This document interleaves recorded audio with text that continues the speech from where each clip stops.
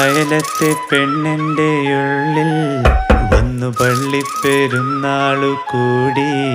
പിന്നെ ആരാരും കാണാതെ നെഞ്ചിൽ മറന്നിട്ട തൂവാല വാങ്ങി.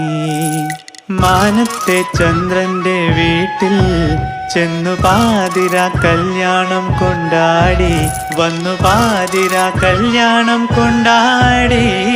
അയലത്തെ പെണ്ണിൻ്റെ ഉള്ളിൽ വന്നു പള്ളിപ്പെരുന്നാളു കൂടി.